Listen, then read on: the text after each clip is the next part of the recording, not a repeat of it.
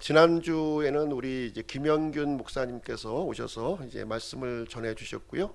오늘은 계속해서 요한복음 말씀을 전해 드리도록 하겠습니다. 지난번에 전해 드린 말씀은 내가 하는 일을 속히 하라는 제목을 가지고 말씀을 드렸습니다. 가룟 유다에 관련된 말씀을 전해 드렸고요.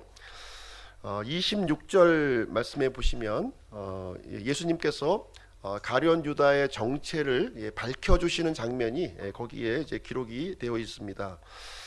내가 빵 한 조각을 적셔다 주는 자가 그니라, 이렇게 기록하면서 빵 조각을 적셔서 주는 그 사람이 배반자라고 이렇게 예수님께서 이제 말씀을 해 주셨고요.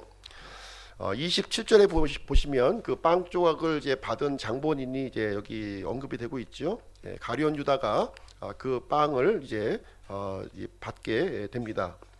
27절을 보시게 되면 빵 조각을 받은 뒤에 사탄이 그 속에 들어가매 그때 예수님께서 그에게 이르시되 내가 하는 일을 속히 하라, 이렇게 말씀해 주시는 장면이 여기에 기록이 되어 있습니다.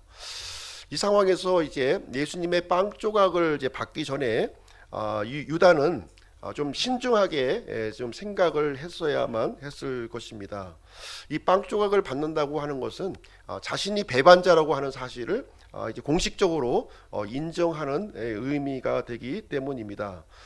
유다는 이 빵 조각을 이제 예수님으로부터 받음으로 말미암아 자신의 정체가 이제 탄로가 난 거예요. 자신 정체가 이렇게 드러나게 되었습니다. 그래서 이제 유다는 빵 조각을 받기 전에 이 선택을 좀 해야만 했었죠. 신중하게 이 배반을, 내가 마음속에 품었었던 이 배반을 이제 실질적으로 계획대로 실행해야 될 것인가, 아니면 주님께 자신의 잘못을 회개하고 이렇게 돌이켜야 할 것인가를 이렇게 신중하게 선택을 했어야 합니다.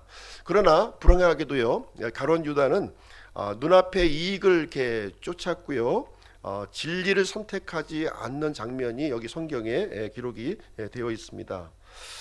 가룟 유다가 이제 예수님을 만약에 선택하려고 했다면 아마도 많은 손해를 좀 감수해야만 했을 거예요. 아마 그것이 두려웠을 수도 있을 것 같았습니다. 왜냐하면 유다는 도둑이었다, 이렇게 성경에 기록을 해주고 있습니다. 돈 가방을 맡았고요. 그 돈을 좀 이제 모르게 사용을 했었던 사람이었습니다. 그래서 이제 자신의 죄를 회개를 해야만 했던 상황이 되었고요. 그리고 다른 사람들에게 자신은 항상 좋은 모습으로 이렇게 보여줬지만 다른 제자들에게 이 자신의 이 수치스러운 모습이 이제 드러내야만 하는 그런 상황이 되었습니다. 그리고 예수님께서도 이렇게 잘못한 자신을 끝까지 받아주시리라고 하는 아마 확신이 없었을 수도 있을지 모르겠습니다. 그래서 그 순간 이제 마귀가 이제 유다의 생각을 지배를 했고요. 그동안 모셨던 예수님을 이렇게 배반하기로 이제 결정을 하는 모습을 여기 우리는 볼 수가 있는 것입니다. 유다의 이런 결정과 동시에 예수님께서는 이제 그 말씀을 하셨죠. 내가 하는 일을 속히 하라, 이렇게 말씀하시는 장면이 거기에 기록이 되어 있습니다.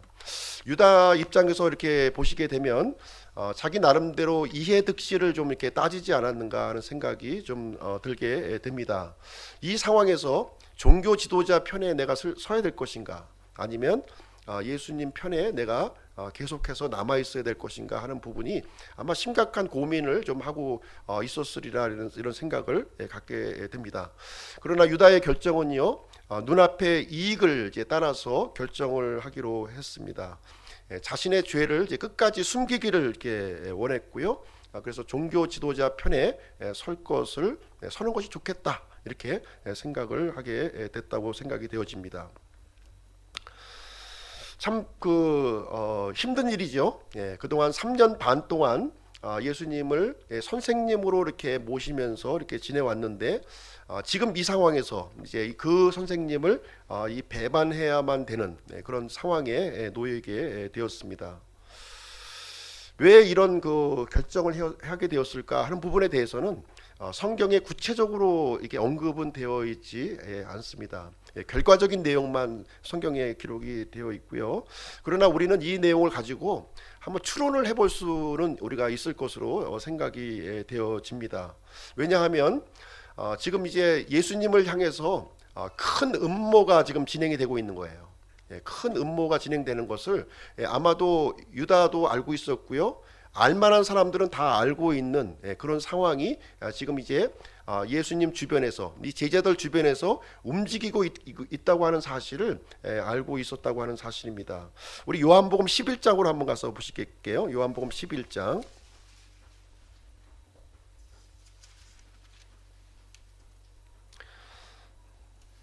요한복음 11장 47절부터 53절까지 말씀을 제가 한번 읽어드리겠습니다. 요한복음 11장 47절부터 53절까지. 이에 수 제사장들과 바리새인들이 공회를 모으고 이르되 이 사람이 많은 기적들을 행하니 우리가 어떻게 하리요? 만일 우리가 그를 이대로 두면 모든 사람이 그를 믿을 것이요, 그러면 로마 사람들이 와서 우리의 터전과 민족을 다 빼앗아 가리라 하매 그들 중에 한 사람으로서 그 해의 대제사장인 가야바라 하는 자가 그들에게 이르되 너희가 결코 아무것도 알지 못하며 또 한 사람이 백성을 위해 죽어서 온 민족이 멸망하지 않게 되는 것이 우리에게 유익한 줄을 깊이 생각하지 아니하는도다 하더라. 그는 스스로 이 말을 하지 아니하고 그 해의 대제사장이므로 예수님께서 그 민족을 위해 죽으실 것을 대언하되 그분께서 그 민족만을 위해 죽지 아니하고 널리 흩어진 하나님의 자녀들을 함께 모아 하나 되게 하려고 죽으실 것을 대언하였더라. 이에 그들이 그날부터 그분을 죽이려고 함께 의논하니라. 이제 이 내용이 이제 어떤 내용이냐면 이제 나사로의 부활이 지금 일어난 바로 직후의 상황이에요. 그동안 예수님은 병든 자를 고치셨고요, 악한 영을 이렇게 쫓아내는 그러한 일을 이제 많이 해주셨는데, 죽은 지 나흘이 돼서 냄새가 풍풍풍풍 나는 그 죽은 시체를 이제 살아일으키는, 부활시키는 일을 이제 진행하게 되니까 이제 깜짝 놀란 거예요. 아주 그냥 뭐 이제 모든 사람들, 이스라엘의 모든 사람들이 예수님을 쫓아서 믿을 수밖에 없는 그런 엄청난 상황에 이제 놓여지게 되었고, 그래서 산헤드린 공회가 이제 소집이 됩니다. 산헤드린 공회가 소집이 되어서 이 사람을 이제 어떻게 되겠는가 하는 것을 의논하는 장면이 여기에 기록이 되어 있는 거예요. 이 산헤드린 공회에서 이제 어떤 결정을 하게 되냐면, 이 그 죽은 나사로를 부활시킨 이 예수님을 이제 죽여야 되겠다. 죽여야 되겠다는 것을 공식적으로 결정하는 장면이 여기에 기록이 되어 있고요. 이 기가 막힌 음모가 이제 계속해서 이제 진행이 되고 있는, 그 전에도 죽이려고 했지만 그것은 이제 이 사사로운 그런 결정이었고요. 지금은 이스라엘의 공식적인 결정이에요. 예를 들면 국회의 비준을 받은 것과 같은 그런 공식적인 국가의 결정 사항으로 예수님을 죽여야 될 것으로 결정을 했고, 이것이 알만한 사람들에게는 다 퍼져 있는 상황이었고요. 근데 예수님을 죽일 수가 없는 거예요. 항상 예수님은 그 내용을 미리 아셨기 때문에 항상 피하셔서 죽일 수가 없는 그런 상황에 이제 놓여져 있는 상황이 되겠습니다. 그래서 이제 이 유대 종교 지도자들은 그 시기와 방법만을 이제 그 노리고 있었던, 어떤 시기에 어떤 방법으로 이 이스라엘 백성들에게 무리가 없이 이렇게 대의 명분을 갖고 죽일 수 있느냐 하는 것을 찾고 있었던 부분이 이제 되겠고요. 이제 가야바라고 하는 이 대제사장이 자신의 이 터전, 자신의 이 민족을 위해서 한 사람을 희생시키는 것이 좋다 하는 이런 이 언급을 해주면서 대의 명분을 이렇게 여기서 이제 찾게 되는 모습이 여기에 기록이 되어 있는 내용이 되겠습니다. 이런 상황을 지금 이제 가룟 유다가 알았던 거예요. 예수님을 죽이려고 하는구나 이제 하는 것을 알게 되었고요. 또 이 가룟 유다는 또 어떤 상황에 놓이게 되었냐면, 자기가 지금까지 이 돈가방을 맡아서 이렇게 좀 유용을 했던 그런 부분이 이제 발각되는 그런 상황에 직면을 하게 돼 있는 그런 상황이 되어 있습니다. 그래서 이제 유다는 어느 편에 서야 될 것인가 하는 것을 이제 신중하게 나름대로 이제 고민을 하게 되었고요. 이제 예수님을 따르는 것은 자신에게 이익도 안 되고 굉장히 큰 손해가 될 것으로 이제 받아들여졌고, 이제 새로운 권력자에게 이렇게 옮겨가는 것이 자신의 그 이 편한 인생을 사는데 굉장히 유익하지 않겠는가 해서 결정을 한 것으로 이렇게 생각이 되어집니다. 그래서 예수님의 이 죽음, 이 결정적인 역할을 이제 가룟 유다가 하고 있는 거예요. 예수님의 제자 중에 한 사람이 배반을 이제 진행함으로 인해서 예수님의 죽음이 이제 결정적인 단초를 연결해주는 그런 상황이 됩니다. 이 두 가지 일을 또 이제 배후에서 조종했던 또 인물이 있다는 거죠. 배후에서 조종했던 인물이 있습니다. 누굴까요? 이 배후에서 조종했던 인물, 마귀죠. 마귀가 이 배후에서 조종을 했습니다. 이 마귀 역시 이 사람의 몸을 입고 오신 이 메시아를 제거할 기회를 이제 호시탐탐 누리고 있었던 거예요. 호시탐탐 누리고 있었고요. 그래서 유대 종교 지도자들을 충동질했고, 또한 가룟 유다에게도 충동질을 이제 하게 되었습니다. 그래서 지금 이 상황이 절묘하게 지금 맞아 떨어지고 있는 거예요. 예수님께서 마지막으로 이제 마지막 밤을 보내는 이 상황에서 절묘하게 지금 맞아 떨어지고 있는 그러한 모습을 보여주고 있습니다. 자, 30절 말씀 한번 보시겠습니다. 13장 30절 말씀. 13장 30절 말씀에 보시면 이제 이 가룟 유다가 예수님께서 전해준 이 빵 조각을 받고 이제 밖으로 나갔는데요. 그때 그가 빵 조각을 받고 곧 나가니 때는 밤이더라, 이렇게 기록을 해주고 있습니다. 유다가 빵 조각을 받고 나간 그 시점이 밤이라는 거예요. 뭐 밤이 다 밤일, 당연히 밤이겠지만 성경은 이제 밤이라고 지금 이제 언급을 해주고 있습니다.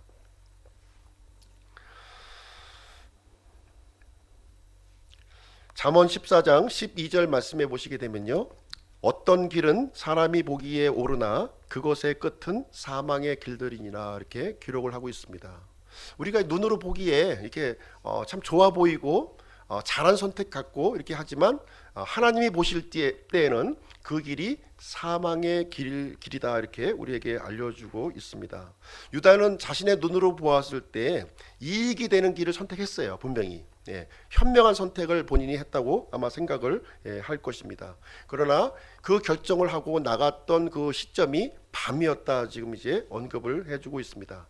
성경에서 보시면 이 밤은요, 어둠과 멸망을 상징하고 있는 거예요. 그래서 유다는 지금 빛 대신 예수님을 거부하고 어둠을 선택한 것이고요. 그리고 예수님을 거부하고 마귀 사탄을 선택을 한 겁니다. 그리고 생명을 거부하고 멸망을 선택한 것이고요. 유다는 다시 돌이킬 수 없는 그 길을 선택했다, 이렇게 성경은 이 밤이었다는 말씀을 통해서 우리에게 암시적으로 우리에게 알려주시는 그런 내용이 되겠습니다. 오늘날에도 보시면 이렇게 유다와 같은 그런 결정을 하는 사람들이 대단히 많이 있다고 하는 사실입니다. 눈앞의 이익을 찾아서 이렇게 믿음을 헌신짝처럼 내팽개쳐 버리는 사람들이 많이 있습니다. 이 믿음을요, 돈과 권력의 수단으로 이렇게 삼는 사람들도 있고요. 눈앞의 이익 때문에 이 영원한 것을 이렇게 놓쳐버리는 그런 사람들이 많이 있다고 하는 사실을 말해주고 있습니다. 그래서 오늘 본문의 말씀을 통해서 이 제목을 십자가의 영광이라는 제목으로 해서 오늘 본문의 말씀을 전해드리도록 하겠습니다. 먼저 고사성어 하나를 좀 소개해드리기를 원하는데요. 좀 어려운 그 이제 단어인데요. 당랑규선이라고 하는 이 단어입니다. 고사성어인데요. 당랑규선. 보통 우리 이제 우리 하람이 잘 알고 있을지 모르겠는데 당랑권법이라고 있어요. 당랑권법. 그 우리 이제 그 이 무술에 보면은 굉장히 그 높은 그 이 수준의 그 이제 권법이 있는데 당랑권법이에요. 당랑권법. 이 당랑이 무슨 뜻이냐면 사마귀라는 뜻입니다. 이 사마귀가 이 곤충들에게는 아주 그 끔찍한 포식자예요. 침이 나왔습니다. 예. 끔찍한 포식자예요. 이 당랑권법이 탁 해서 이렇게 그 목표물을 이렇게 조준하면 꼼짝을 못하고 이제 이 사막 위에 먹이가 되는 겁니다. 그래서 당랑권법이 굉장히 아주 이 고수, 무림의 고수에 해당되는 권법인데요.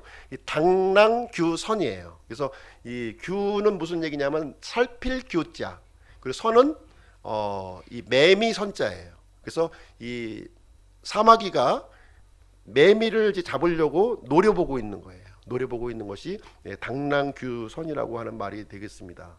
근데 사마귀가 매미를 이제 노려보고 있는데, 살펴보고 있는데요.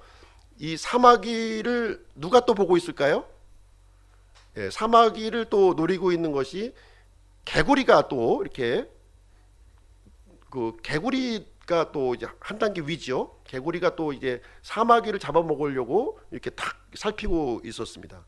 그리고 개구리의 뒤편에 보니까 개구리를 또 살피고 있는 존재가 있었는데, 뱀이 또 이렇게 또 이 개구리를 살펴보고 있었고요. 이 뱀 뒤에는 또 뭐가 있었을까요? 새가 또 있었습니다. 새가 또 이제 뱀을 또 이제 낚아채려고 또 준비를 하고 있었고요. 새 뒤에는 누가 있었을까요? 포수가 이제 새를 조준해서 사격을 하려고 하고 있었습니다. 사람 뒤에는 누가 있었을까요? 사람 뒤에 하나님이 있습니다. 하나님이 있습니다. 고사성어인데 제가 좀 이렇게 쉽게 좀 이제 이해를 돕기 위해서 이렇게 말씀을 드렸습니다. 유다는 지금 사마귀예요. 사마귀. 자신의 눈앞에 있는 이 이익을 쫓아서 이렇게 살펴보고 있었지만 정작 그 뒤에 있는 것을 바라보지 못했다는 것입니다. 유다의 뒤에는 뭐가 있었나요? 유다의 뒤에는 종교 지도자들이 있었던 거예요. 종교 지도자들 뒤에 누가 있었나요? 사탄, 마귀가 있었고요. 마귀 뒤에는 누가 있었나요? 예수님이 계셨던 거예요. 예수님이 계셨던 거예요. 예수님이 계셨습니다. 이 큰 그림인데 유다는 가장 작은 그림을 이제 그리고 있는 것이고요. 좀 더 큰 그림으로 이렇게 넓혀가게 되면 전체의 그림은 예수님께서, 하나님께서 지금 그려가고 있는 이 모습을 우리에게 보여주고 있는 내용이 되겠습니다. 그래서 이 십자가는 이 예수님의 죽음이라고 하는 것은 사람이 볼 때에는 굉장히 혐오스럽고 안 좋은 것이죠. 최악의 상황이에요.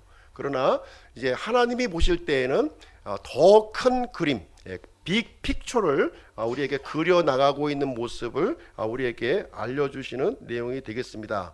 십자가의 영광의 그림, 그 그림을 그리고 계시는 거예요. 이 십자가를 통해서 예수님을 파멸로, 멸망의 구덩이로 이렇게 집어넣으려고 했지만 하나님께서는 이 십자가를 영광의 그림으로 만들어 주셨다고 하는 내용이 오늘 본문의 전체적인 내용이 되겠습니다.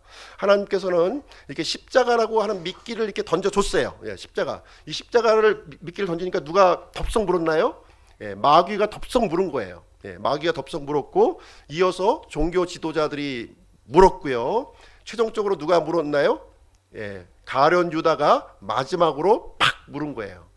그래서 하나님께서는 이것을 한 그물로 이렇게 잡아서 이제 끌어당기는 건데요. 이것을 이제 사자성어로 뭐라 그러나요? 일망타진, 일망타진이라고 그러는 거예요. 이 십자가라고 하는 이 미끼를 통해서 다 가서 물은 거예요. 그래서 하나님께서는 한 번에 탁 잡아 낚아채서 이제 영원한 불호수, 멸망의 길로 이렇게 집어넣게 되는 모습이 되고 있습니다. 그래서 유다가 이제 마지막 퍼즐 조각을 맞춘 거예요. 지금 마지막 퍼즐 조각을 맞춰서 이제 하나님의 이 그림을 완성시키는 그 내용이 여기에 이제 기록이 되어 있습니다. 하나님께서는 이 최악의 상황, 이 최악의 상황을 이제 완전히 역전을 시켜주게 됩니다. 이제 하나님은 이제 반전의 하나님이시죠. 예, 반전의 하나님이신 것을 우리 성경 곳곳에서 우리는 살펴볼 수가 있습니다. 십자가의 수치를 영광으로 바꿔주셨고요, 십자가의 저주를 축복으로 바꿔주셨고, 십자가의 죽음을 영원한 생명으로 이렇게 바꿔주셨고요, 모든 사악한 자들을 한꺼번에 일망타진하는 그런 그 일을 진행을 하시게 되었습니다. 그래서 오늘 본문의 말씀은 무슨 얘기냐면은 이 십자가의 죽음이 사람의 아들에게 영광이 된다는 거예요. 예. 사람의 아들로 오신 예수님에게 영광이 되고요, 또한 하나님께 영광이 되고, 또 이 아들 하나님에게도 다시 영광이 또 주어지게 되고요, 결국은 예수님께서는 모든 임무를 마치시고 제자들을 떠나시는 내용이 오늘 본문 내용의 요약이 되겠습니다. 그러면 첫 번째로 이제 사람의 아들, 사람의 몸으로 입고 오신 예수님에게 영광이 된다는 거예요. 이 십자가의 죽음이, 십자가의 죽음이 예수님에게 영광이 된다 하는 내용을 알아보겠습니다. 31절 한번 읽어보실게요. 31절. 그러므로 그가 나간 뒤에 예수님께서 이르시되 이제 사람의 아들이 영광을 받았고 하나님께서도 그 안에서 영광을 받으셨도다. 예.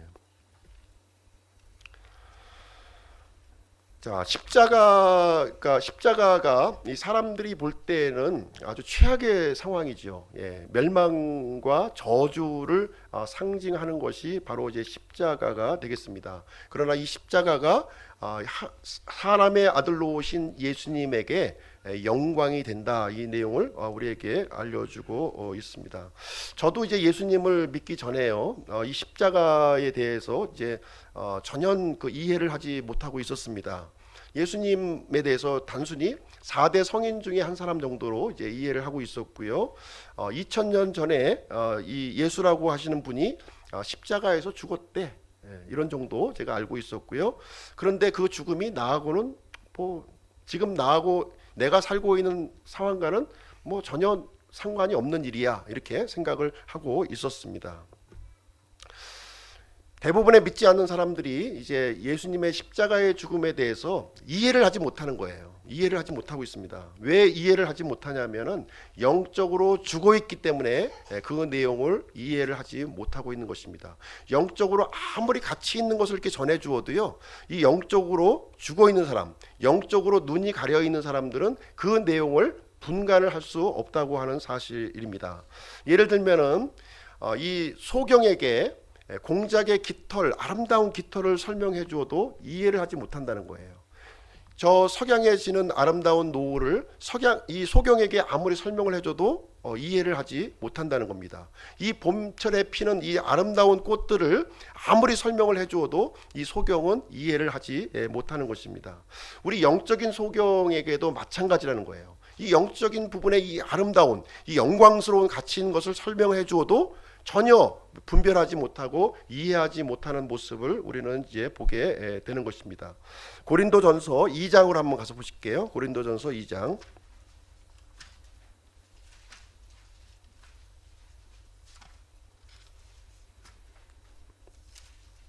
고린도전서 2장 14절 말씀 보겠습니다.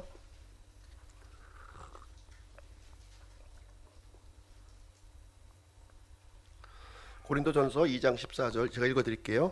그러나 본성에 속한 사람은 하나님의 영의 것들을 받아들이지 아니하나니 그것들이 그에게는 어리석은 것이니라.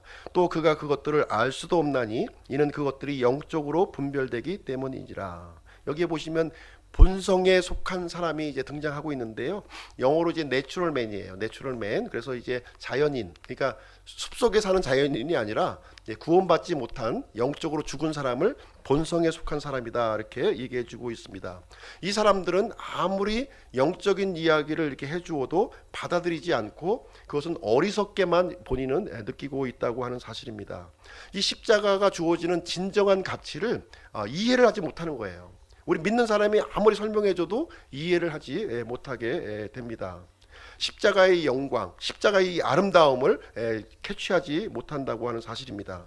그러면 이제 이 사람의 아들에게 이 십자가가 어떤 의미를 가지고 있는지 그 부분에 대해서 잠깐 설명을 드리도록 하겠습니다.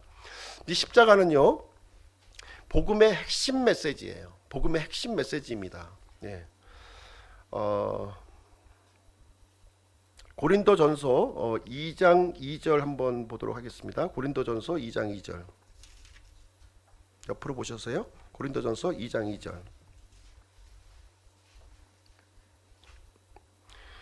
같이 한번 읽어보실게요. 시작. 나는 너희 가운데서 예수 그리스도 곧 십자가에 못 박히신 그분 외에는 아무것도 알지 아니하기로 결심하였느니라. 자, 사도 바울이 지금 이제 기록한 글인데요. 사도 바울은 어떤 사람이었나요? 예수님을 믿기 전에 이 그리스도인들을 핍박하고 박해했던 사람이에요. 그런데 다마스쿠스로 가는 도중에 부활하신 예수님을 만나고 구원을 받았습니다. 구원받은 이후에 이제 사도 바울은 완전히 180도 다른 사람으로 이제 변모를 하게 되었어요. 이 사도 바울이 전에 생각하기로는 이 십자가는 저주받은 나무라고 이렇게 생각을 했습니다. 그러나 이제 바울이 구원받은 이후에는 십자가의 의미가 완전히 달라진 거예요. 이제 오직 십자가 외에는 십자가에 못 박히신 예수님 외에는 아무것도 알지 아니하기로 작정했다, 이렇게 기록하는 모습이 여기에 기록이 되어 있습니다. 우리 죄인들이 구원받을 수 있는 길이 있는데요, 이 십자가를 통하지 않으면 구원받을 수 없다는 거예요. 반드시 구원받기 위해서는 십자가를 통과해야 되기 때문에 이 십자가는 가장 중요한 의미를 가지고 있다 하는 것을 우리에게 말씀해 주고 있습니다. 그래서 사도 바울은 구원받은 이후에 오직 십자가만 전하는 일을 이렇게 감당했던 모습을 우리는 보게 됩니다. 십자가는요, 이 죄인들에게 희망이고 가장 좋은 소식이에요. 십자가를 통해서만 십자가 없이는 하나님 앞에 나아갈 수가 없다고 하는 사실을 우리에게 알려주고 있습니다.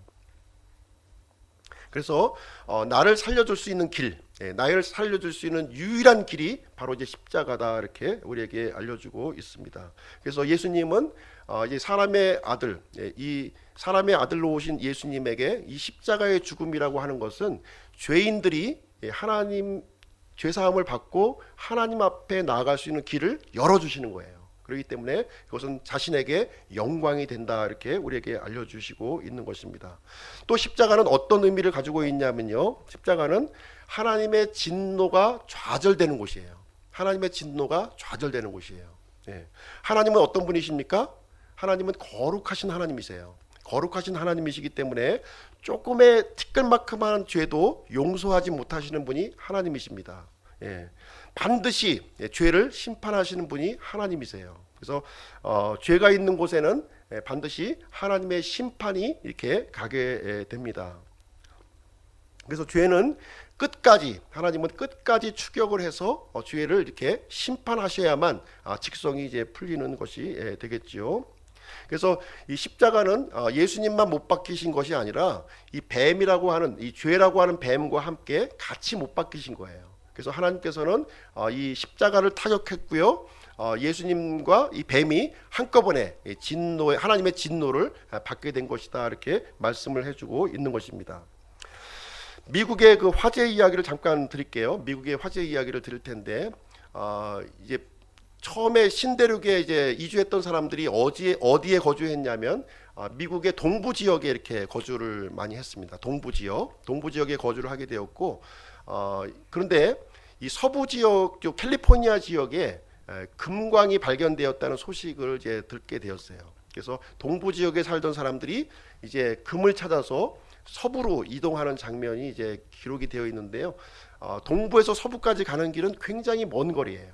우리 이제 서울에서 그 강릉까지 가는 거리는 비교가 안 될 정도로 굉장히 큰 거리를 이동을 해야만 됩니다. 그것을 이제 우리는 보통 골드 러쉬라고 이제 우리가 부르는데요. 금을 찾아서 이제 마차를 끌고 이제 이동을 이제 하게 되는 내용이 있습니다.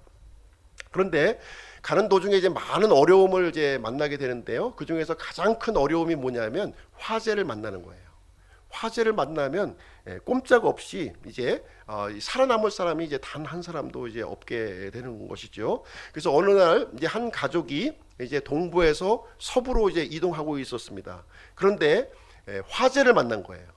공교롭게도 바람이 자기 쪽으로 불어왔기 때문에 불은 굉장히 빠른 속도로 이 가족을 덮치기 위해서 다가오고 있는 그런 상황이었습니다. 이때 이제 이 아버지는 이제 살기 위해서 이제 노력을 했는데요. 어떤 노력을 했냐면 자기 주변에 있는 그 지역을 불로 태워서 이렇게 다 태워버렸어요. 자기 주변으로 해서 반경 한 1km 정도는 완전히 불로 완전히 태워버리는 일을 진행하게 되었습니다.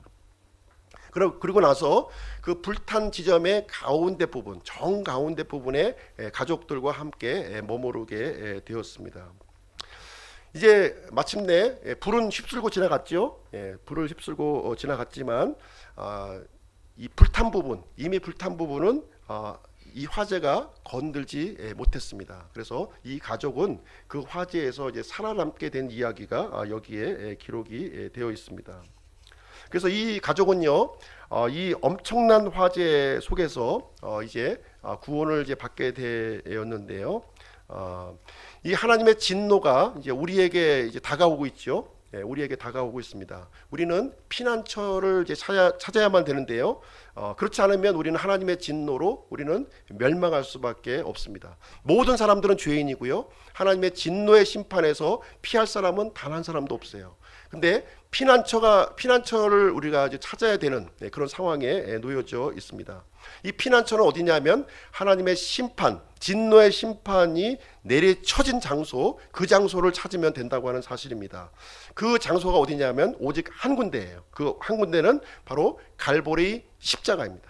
갈보리 십자가에 하나님의 진노의 심판이 내리쳐졌고요. 하나님의 진노의 심판을 우리가 벗어나기 위해서는 그 십자가의 한 중앙에 우리가 위치하고 있으면 우리는 구원을 받게 되는 것입니다. 그래서 이제 이 사람을 믿고 오신 이 하나님께서 이 영광을 받으셨다고 하는 이유는 무엇이냐면 하나님의 이 진노의 심판에서 벗어날 수 있는 피난처를 우리에게 마련해 주셨다는 그런 내용이 되겠습니다. 세 번째로요, 이 거룩하신 하나님과 우리 사이에는 엄청난 간격이 이렇게 벌어져 있습니다. 큰 계곡이 지금 이제 놓여져 있는 거예요. 이 계곡은 우리가 넘어갈 수가 없어요. 그래서 사람들은 이 계곡을 이제 넘기 위해서 이제 많은 노력을 이제 하게 되는 것이죠. 어떤 사람은 이제 선행도 하게 되고, 어떤 사람은 이웃 사랑도 하게 되고, 어떤 사람은 이제 종교 활동을 하면서 명상과 수양을 이렇게 하면서 이 하나님과의 이 벌어진 이 간격을 넘으려고 애를 이제 많이 쓴다고 하는 사실입니다. 그런데 예수님께서 이제 십자가에서 죽으심으로 말미암아 이 하나님께로 갈 수 있는 이 길을, 이 엄청난 이 골짜기를 이렇게 연결하는 다리를 마련해 놓으셨다고 하는 사실입니다. 그래서 하나님께서, 예수님께서 이 일을 통해서 영광을 받으셨다, 이렇게 기록을 해주고 있는 내용이 되겠습니다. 또한 이 십자가는요, 하나님께도 영광이 된다는 거예요. 하나님께. 이 사람을 몸을 입고 오신 예수님에게만 영광이 되는 것이 아니라 하나님에게도 영광이 된다, 이렇게 기록을 해주고 있습니다. 이 십자가는 하나님의 이 권능과 지혜를 이게 나타내 주는 거예요. 하나님의 권능과 지혜를 나타내 줍니다. 하나님의 공의는 무엇인가요? 죄는 반드시 심판해야 되는 거예요. 그리고 하나님의 사랑은 모든 사람들이 구원을 받아야 되는 거예요. 근데 이 하나님의 공의와 하나님의 사랑이 이제 완전히 충족된 장소가 있는데 어디냐면 갈보리 십자가예요.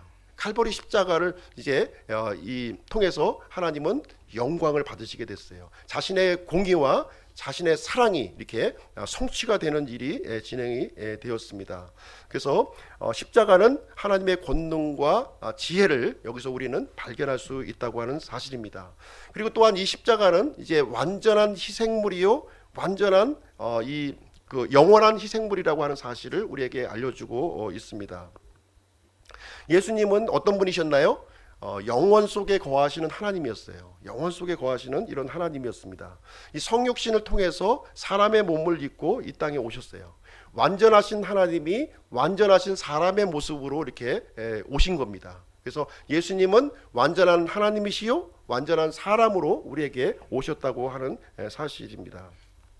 그래서 하나님에게 이제 완전한 희생물이 있어야만, 영원한 희생물이 있어야만 우리가 구원을 받을 수 있는데, 예수님이 이 일 완전한 희생물로 드려지셨다고 하는 사실을 우리에게 얘기를 해주고 있습니다.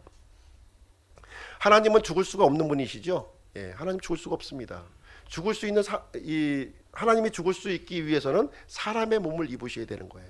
그래서 예수님이 성육신을 하셨고, 또 성육신을 하신 목적이 무엇이냐면 죽기 위해서 오신 거예요. 죽기 위해서. 그래서 영원한 희생물, 완전한 희생물이 되어주심으로 말미암아 하나님께서는 그 일을 통해서 영광을 받으셨다, 이렇게 우리에게 말씀해 주고 있습니다. 그리고 이 십자가는요, 이 하나님에게 또 영광이 되고 있는데 무슨 내용이냐면 성경 기록이 성취되었다는 거예요. 이 십자가를 통해서 성경 기록이 성취되었음을 우리에게 말씀을 해주고 있습니다. 하나님께서는 구약 성경을 통해서 우리들에게 이 약속을 해주셨어요. 이 약속, 하나님께서 줄기차게 해주신 이 약속이 십자가를 통해서 완벽하게 성취되었음을 우리에게 말씀을 해주고 있습니다. 그래서 이 하나님의 궁극적인 해결책이 십자가로서 이렇게 이루어졌음을 우리에게 말해주고 있는 것인데요. 우리 다 같이 히브리서 10장 말씀을 한번 보시겠습니다. 히브리서 10장.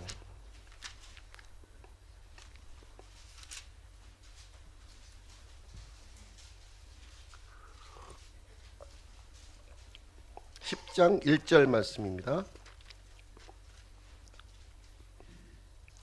히브리서 10장 1절 같이 읽으실게요. 시작.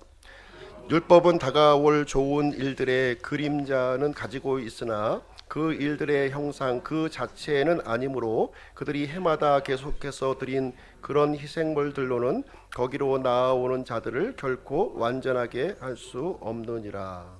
네.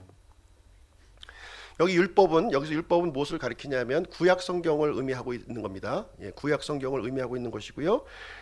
다가올 좋은 일들의 그림자를 가지고 있다는 거예요. 구약 성경은 앞으로 다가올 좋은 일들의 그림자를 가지고 있지만 그 형상 자체는 아니다, 이렇게 기록을 해주고 있습니다. 그래서 구약의 율법에 따라서 이렇게 드려지는 이 희생물로는 사람들을 완전하게 할 수 없었고요. 이제 완전한 희생물, 영원한 희생물이 오셨는데 바로 예수 그리스도시라는 거예요.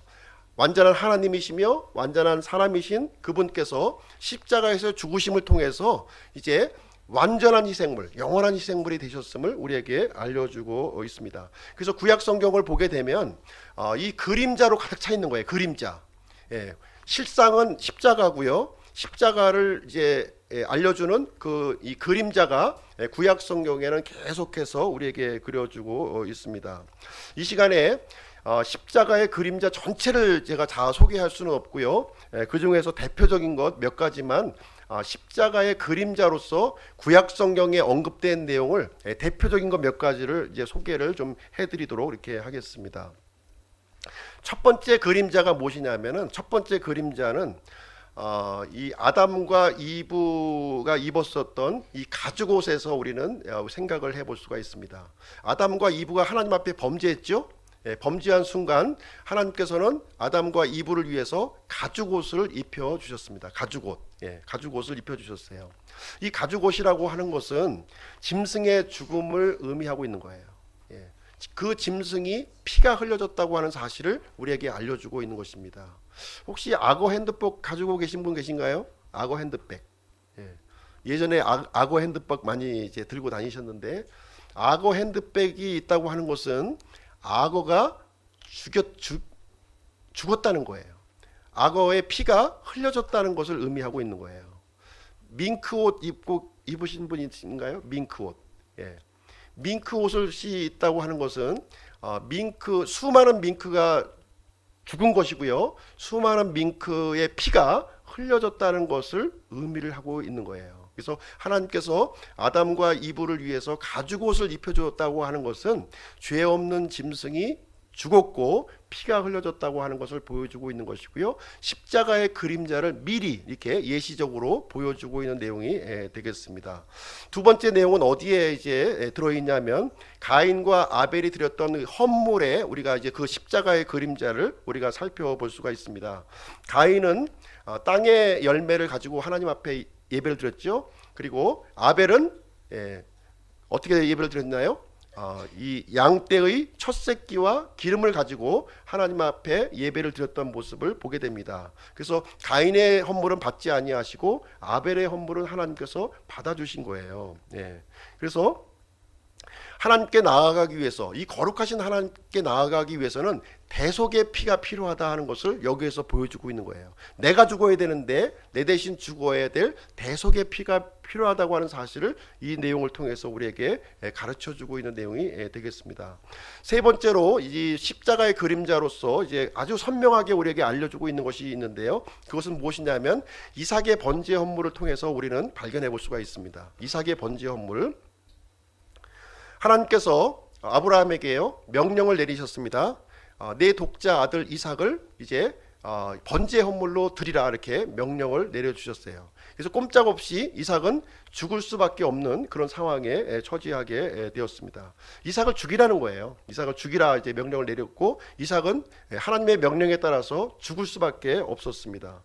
이삭이 살아나기 위해서는 어떻게 해야 되나요? 대속 헌물이 이제 필요한 거예요.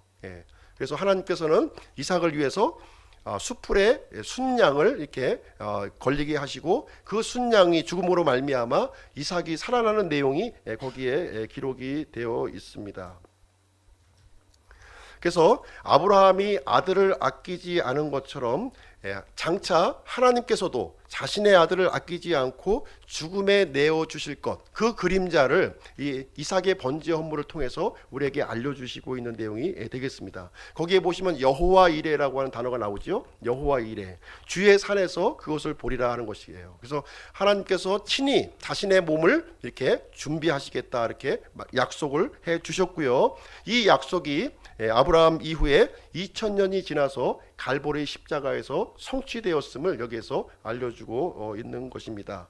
로마서 8장 32절 제가 읽어드리겠습니다. 자신의 아들을 아끼지 아니하시고 우리 모두를 위해 그분을 내주신 분께서 어찌 그 아들과 함께 또한 모든 것을 우리에게 값없이 주지 아니하시겠느냐, 기록하고 있습니다. 로마서 5장 8절도 읽겠습니다. 우리가 아직 죄인 되었을 때 그리스도께서 우리를 위해 죽으심으로 하나님께서 우리를 향한 자신의 사랑을 당당히 제시하셨느니라, 이렇게 하시면서 하나님의 사랑을 예수 그리스도의 이 십자가 죽음, 이 갈보리 십자가를 통해서 이렇게 하나님의 사랑을 당당하게 우리에게 알려주셨다, 이렇게 기록해 주고 있습니다. 한 가지 그림자를 더 말씀드릴게요. 한 가지 그림자를 더 말씀드리면, 이스라엘 백성들이 이집트 땅에서 노예로 살고 있었어요. 노예로 살고 있었습니다. 하나님께서 이스라엘 백성들을 이집트에서 구출을 하시게 되는데 10가지 재앙을 통해서 이제 구출하시는데 마지막 10번째 재앙이 이제 선포가 되었습니다. 마지막 10번째 재앙이 선포가 되었는데요. 이집트 안에 있는 모든 그 장자들, 모든 장자들이 다 죽는다는 거예요. 사망 선고가 선포된 거예요. 이집트에 있는 그 생명체 중에 동물이든 사람이든 이스라엘 사람이든 이집트 사람이든 처음 난 존재는 다 죽는다 하고 이제 하나님이 심판을 선포해 주셨습니다. 다 죽어야만 돼요. 다 죽어야만 되는데 하나님께서 이스라엘 백성에게는 피할 길을 하나 마련해 주셨습니다. 피할 길. 피할 길이 무엇이었냐면 바로 이제 어린 양을 준비하게 한 거예요. 어린 양. 그래서 어린 양을 이렇게 죽이고 피를 흘려서 그 피를 문의 설주와 임방에 뿌리게 되면 그 피를 보고 이제 내가 넘어가겠다, 이제 넘어가겠다, 이렇게 약속을 해 주셨습니다. 그래서 이 엄청난 이 죽음의 심판에서 이스라엘 백성만이 이제 구출을 받게 되는 이야기가 이제 출애굽기에 기록이 되어 있습니다. 이때 이제 죽임을 받았던 이 유월절 어린 양, 이 유월절 어린 양이 바로 예수 그리스도시라고 우리에게 알려주고 있습니다. 고린도전서 5장 7절에 보시면 유월절 어린 양을 예수 그리스도로 우리에게 알려주고 있는 것입니다. 이 외에도 이제 수많은 그림자, 이 십자가의 그림자가 이렇게 있고요. 십자가는 실체로서 이제 예수님께서 실제로 십자가에 못 박히심으로 말미암아 실체로서 우리에게 주어지게 되었다고 하는 사실입니다. 그래서 마침내 그 어린 양, 약속되었던 어린 양, 그림자였던 어린 양이 이제 오셔서 살해가 되었고 그 피를 흘리게 되어 주셨다. 그래서 그러므로 말미암아 하나님께서 영광을 받으신 거예요. 예. 그동안에 준비하고 계획되었고 있는 부분이 실행됨으로 말미암아 영광을 이제 받으셨다, 이렇게 기록하고 있습니다. 세 번째로 우리가 이제 알 수 있는 사항은 무엇이냐면요, 이제 십자가는 아들 하나님을 다시 높여 주셨다는 거예요. 예, 아들 하나님을 다시 이렇게 높여 주셨다, 이렇게 얘기하고 있습니다. 이 십자가는 죽음으로 끝나지 않았어요. 죽음으로 끝나지 않았습니다. 이 십자가의 죽음을 통해서 예수님은 다시 죽은 자 가운데서 부활하셨다고 이렇게 우리에게 기록을 해주고 있습니다. 이 내용은 뭐냐면요, 죄의 대가가 완전히 치러졌다는 거예요. 완전히. 예. 만약에 죄의 대가가 치러지지 않았다면 부활할 수가 없는 거죠. 계속 무덤 속에 머물러 있으셔야만 되는 거예요. 다시 부활하셨다는 얘기는 무엇이냐면 이 죄의 대가, 죄의 값이 완전히 지불되었다 하는 것을 의미해 주는 그런 내용이 되겠습니다. 그래서 예수님은 이 부활하심으로 말미암아 하나님의 의를 소유할 수 있도록 이렇게 만들어 주셨다고 하는 사실입니다. 그래서 이 사건을 통해서 이제 하나님께서는 이 부활하신 이 아들 하나님을 이렇게 영광스럽게 하는 모습이 이제 기록이 되어 있는데요. 빌립보서 2장으로 한번 가서 보시겠습니다. 빌립보서 2장.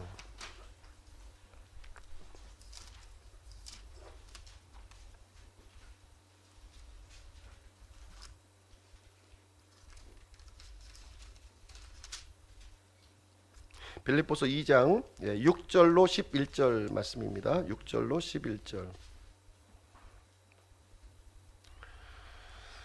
제가 읽어드릴게요. 그분은 하나님의 형체로 계심으로 하나님과 동등함을 강탈로 여기지 아니하셨으나 스스로 무명한 자가 되사 자기 위에 종의 형체를 취하시고 사람들의 모습이 되셨으며 사람의 모양으로 나타나사 자기를 낮추시고 죽기까지 순종하셨으니 곧 십자가의 죽음이라.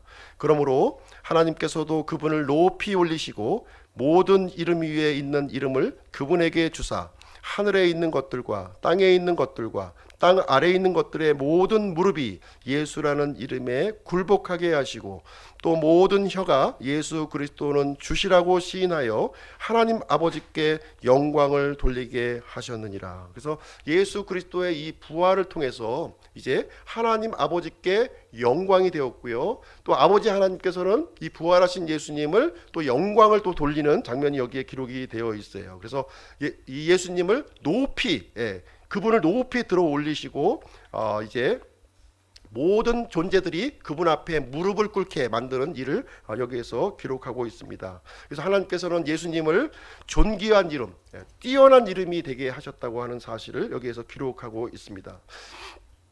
그래서 십자가의 죽음이라고 하는 것은요, 종착역이 아니에요. 종착역이 아니라 우리가 이제 어떻게 생각하면 되냐면 터닝 포인트로 보면 됩니다. 터닝 포인트예요. 끝이 아니라 반환점으로 이렇게 보시면 되겠습니다. 그래서 예수님은 가장 낮은 자리, 우리 이제 이 죄의 문제를 해결하기 위해서 가장 낮은 자리에 내려가셨고요, 이 죄 문제를 완벽하게 해결하고 난 뒤에는 다시 이제 부활하셔서 이제 가장 높은 자리로 올라가셨다고 하는 사실을 여기에서 기록해주고 있는 것입니다.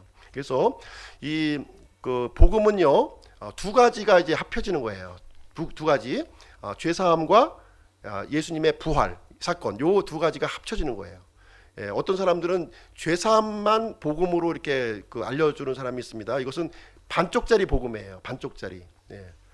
그 죄사함만이 복음이 아니라 죄사함 플러스 예수 그리스도의 부활까지가 우리에게 복음입니다. 복음이에요. 우리는 부활하신 예수님을 믿는 거예요. 물론 십자가에 죽으신 예수님도 믿지만 우리는 부활하신 예수님을 우리가 우리의 왕이요 우리의 주요 하나님으로 섬기고 있는 내용입니다.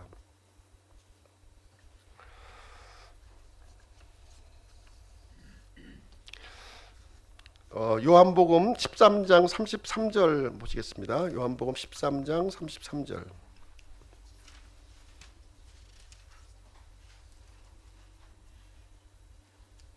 33절. 어린아이들아 내가 아직 잠시 동안은 너희와 함께 있노라. 너희가 나를 찾을 터이나 내가 유대인들에게 말하기를 내가 가는 곳에 너희가 오지 못하리라 한 것 같이 지금 너희에게도 그렇게 말하노라. 여기 보시면 이제 어린아이들아 이렇게 하고 있죠. 어린아이들아. 어린아이들이 누굽니까? 여기서 예수님의 제자들을 얘기하고 있는 거죠. 예수 제자들. 이제 little children 이렇게 돼 있는데요. 어린아이면 나이가 몇 살까지가 어린아이인가요? 예. 보통 우리는 이제 한 7살, 8살, 우리 하람이 정도 나이면 어린아이다 이렇게 부르고요. 보통 이제 성경에서 보시면 이제 한 13살 성인 되기 전까지 어린아이로 이렇게 볼 수가 있습니다. 예수님은 지금 이제 제자들을 향해서 어린아이들아 이렇게 부르시고 있습니다. 예. 영적으로 어린아이라는 거예요. 영적으로. 예. 영적으로 어린아이임을 얘기해주고 있습니다. 그래서 예수님은 이 십자가의 죽음을 앞두고 이 자신의 영광과 하나님의 영광과 부활 이후의 영광을 이렇게 말씀해 주시면서 이제 이 아주 초보 단계에 있는 영적인 초보 단계에 있는 이 제자들에게 지금 알려주고 있는 내용이 되겠습니다. 이제는 내가 아직 잠시 동안은 너희와 함께 있겠다는 거예요. 잠시 동안은 함께 있겠다. 그래서 이제 물리적인 시간으로는 이제 얼마 남지 않았음을 지금 얘기해주고 있는 거예요. 내일이면 십자가에서 죽으시게 되고요. 부활하신 이후에 한 40일 정도 지금 이제 함께 이제 제자들과 머무시게 됩니다. 잠시 동안 이제 머무시게 될 것이고 그 이후에는 이제 떠나시게 될 것을 이제 말씀해주고 있는 거예요. 떠나신다 하는 것을 얘기해주고 있습니다. 왜 떠나시나요? 왜? 예수님이 왜 사랑하는 사람과 계속 같이 있어야 되는데 왜 떠나셔야 되나요? 예. 임무를 완수하셨기 때문에요. 완벽하게 임무를 완벽하게 끝내셨기 때문에 이제 하나님 아버지께 돌아가는 내용이 되겠습니다. 내가 가는 곳에 너희가 오지 못하리라 이렇게 기록되고 있는데요. 이 내용은 유대인들에게도 말씀해 주셨고 또 지금 제자들에게도 이 동일한 내용을 말씀해 주고 있는데요. 그 의미가 좀 틀려요. 네. 그 의미가 유대인들에게는 너희들은 셋째 하늘로 오지 못한다 이 내용을 얘기해 주고 있는 것이고요. 제자들에게 오지 못한다고 하는 말은 십자가로 오지 못한다 하는 내용을 여기서 알려주고 있는 내용이 되겠습니다. 셋째 하늘로 오지 못한다는 것이 아니라 이 십자가로 너희들이 오지 못한다 하는 것을 얘기해 주고 있습니다. 이 십자가는요 오직 예수님만이 지셔야 될 몫이에요. 함께 할 수 있는 몫이 아닙니다. 제자들과 함께 할 수 있는 몫이 아니라 오직 예수님만이 감당해야 될 그 몫임을 여기에서 해줄 수가 있습니다. 누구도 대신할 수 없는 이 일을 위해서 이제 십자가의 길을 이제 가시겠다는 것을 이제 말씀해주고 있고요. 잠시 동안 너희들과 함께 있지만 이제는 이제 떠날 것이다 하는 것을 얘기를 해주고 있습니다. 결론을 드리도록 하겠습니다. 오늘은 예수님의 이 죽음에 대해서 함께 살펴보는 시간을 이제 가졌습니다. 참 이 작은 그림, 이 하나님의 이 큰 그림 속에 작은 그림을 그렸던 이 여러 부류의 사람들을 우리가 같이 살펴보았습니다. 그래서 이렇게 하나님의 계획을 대적하고 하나님의 일을 이렇게 방해했던 이 인물들은 이 하나님의 이 영원한 그림에서 멸망의 길로 들어가는 이 어리석은 결정이라고 하는 사실을 우리에게 알려주고 있습니다. 그래서 우리는 하나님의 이 큰 그림을 바라보는 그 안목이 있어야 돼요. 이제 이 어린아이 상태에서 계속 머물러 있는 것이 아니라 이 하나님의 이 영적인 진리를 바라보는 이 큰 그림의 안목을 보고서 우리가 믿음 생활을 해야 되는 것입니다. 눈앞에 있는 이 돈과 눈앞에 있는 이 명예와 눈앞에 있는 어떤 이런 욕심을 이제 따라서 가게 되면 지금 종교 지도자들과 이 가룟 유다와 같은 그런 길을 갈 수밖에 없다고 하는 것을 말해주고 있는 거예요. 그러나 지금 힘들지만 하나님의 이 거룩한 계획에 이렇게 동참하고 함께하는 사람들은 이 십자가의 이 영광, 이 가치를 함께 이렇게 나누시겠다 이렇게 우리에게 말씀해주고 있는 것입니다. 그래서 이 십자가의 죽음은 절대 나약한 죽음이 아니에요. 혐오스러운 죽음이 아닙니다. 이것은 영광스럽고 굉장히 가치 있고 우리에게 큰 의미를 제공해주는 그런 이 그 죽음임을 우리에게 말씀해 주고 있습니다. 그래서 십자가에서 죽으신 이 예수님과 우리가 연합하는 삶을 우리가 살 때 우리는 승리하는 삶을 살 수가 있는 거예요. 승리하는 인생을 살 수가 있는 것입니다. 우리는 궁극적인 승리를 우리가 이제 바라봐야 되는 것이고요. 눈앞에 있는 이런 이익에 우리가 머물러서 있어서는 안 돼야 될 것을 말씀해 주고 있는 것입니다. 그래서 이제 이 어린아이들이 이제 오순절날 성령님이 이제 강림하심을 통해서 이제 장성한 그리스도의 일꾼으로 변화되는 모습이 사도행전에 기록이 되어 있는 거예요. 이 사람들을 통해서 이제 이 하나님의 이 복음이 이제 전파가 되고 세상을 뒤집어 엎는 그 일이 일어난 것입니다. 근데 오늘날에는 이제 많은 사람들이 이렇게 구원을 받았지만 어린아이 상태에 이렇게 머물러 있는 거예요. 십자가에서 죽으신 예수 그리스도만 붙들고 있는 거예요. 이 부활하신 예수 그리스도를 붙잡지 못하고 또 오순절날 강림하신 이 성령의 능력을 체험하지 못하는 삶을 살아가고 있는 모습을 보여주고 있습니다. 그래서 오늘 본문의 말씀을 통해서 이제 하나님의 영광에 참여하기를 우리를 하나님께서는 우리에게 원하고 있습니다. 그래서 예수님을 이 믿는 길이 힘든 일이에요. 어려운 일일 수도 있습니다. 내가 하고 싶은 일 하지 못하고 뭔가 손해를 감수해야 되는 그러한 일일 수 있습니다. 그러나 이 십자가의 길로 이렇게 연합되는 길은 결코 우리가 후회하지 않을 것임을 우리는 예수님께서 이 큰 그림을 통해서 우리에게 알려주시는 내용이 되겠습니다. 그래서 이번 주에 십자가의 죽음을 이렇게 묵상하시면서 부활하신 주님과 이렇게 동행하시는 이렇게 복된 한 주가 되시기를 주님의 이름으로 축원드립니다. 기도하고 마치도록 하겠습니다.